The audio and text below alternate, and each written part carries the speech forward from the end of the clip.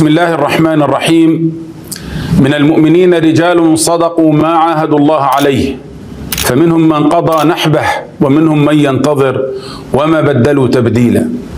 بكل معاني الشموخ والكبرياء والعزة والكرامة تنعى حركة المقاومة الإسلامية حماس إلى شعبنا الفلسطيني وإلى أمتنا جميعا وأحرار العالم رجلا من أنبل الرجال وأشجع الرجال، رجلا كرس حياته من أجل فلسطين وقدم روحه في سبيل الله على طريق تحريرها. صدق الله فصدقه الله، واصطفاه الله شهيدا مع من سبقه من إخوانه الشهداء.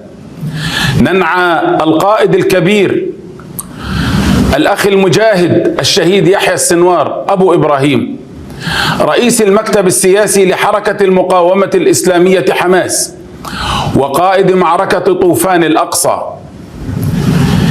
الذي ارتقى بطلا شهيدا مقبلا غير مدبر، ممتشقا سلاحه، مشتبكا ومواجها لجيش الاحتلال حتى آخر لحظة من لحظات حياته.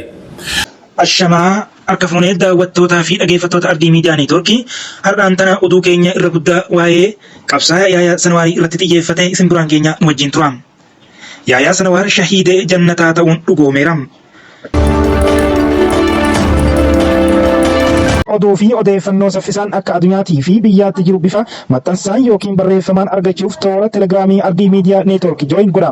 Akkasuma toora chaanaal yuutuubii keenyas sabiskiraayib, laayik, sheerii fi mallattoo bilbilaa cuqaasaa dabalataan taaktookis mallattoo pilaasii tuquudhaan maatii keenya ta'a. Gabaabumatti pilaatfoormii kanneen akka feesbuukii, eksii yookiin tiwiiterii, telegiraamii fi yuutuubiin nu hordofuu dandeessu.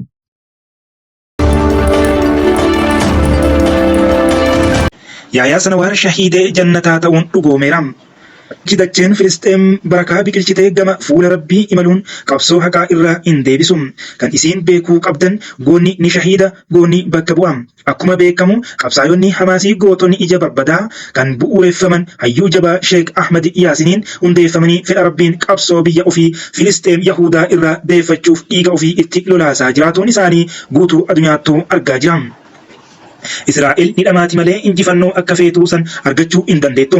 Yahyaa Sinwaar shahiiduun xumura qabsoo karaa haqaa biyya ofii deeffatuuf deemamu hin ta'u. Sila akkas ta'een shahiidonni akka Jamaal Mansuur, Ismaa'il Haniyyaa fi hooggantoonni hedduu shahiidanii as gahaniiru. Yaa ummata Islaamaa hin rafinaa, yeroon nassaramuu moomintoota Filisxeem dhihaatee jira fakkaata.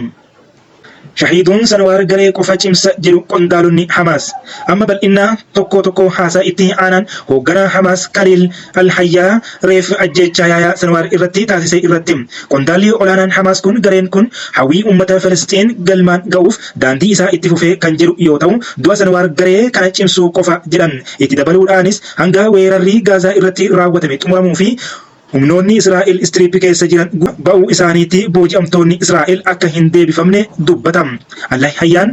Al-Hayyaan nama Hamaas keessatti olaanaa ta'e hoogganaa Sinwaar kan kamisa darbee Raafaa keessatti miseensota Hamaas barbaaduu idilee irratti ajjeefamee booda. Al-Hayyaan jalqaba bara kanaa suuraa irratti kan mul'ate yoo ta'u, Hamaas keessatti hoogganaa isaanii dhiheenya kana ajjeefame Yahyaa Sinwaar booda nama olaanaadha.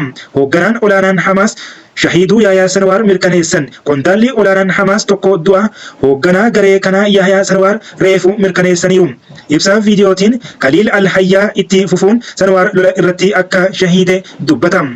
Israa'el Hizbollaa dhabamsiisuuf malee to'achuuf hin deemtu jechuun dhagahame. Ajjechaa Yahyaa Sinwaar Gaazatti raawwatame namoonni hedduun Beeruut keessa jiran waraanni asitti geggeeffamu ni hammaata jedhanii sodaa keessa galcheera. Sababiin isaas Israa'el amma xiyyeeffannoo ishee fi humna dhukaasaa Libaanos irratti xiyyeeffachuu dandeessi. Wirtuun harki isaa lafa guutumatti jijjiirameera jetti Saami Nadir kan Yuunivarsiitii Seenetii Joozef Beeruutitti Inistituutii Saayinsii Siyaasaa hoogganu. Isaan Israa'el dhiibbaa hunda Libaanosii irratti ni godhu jedheen yaada.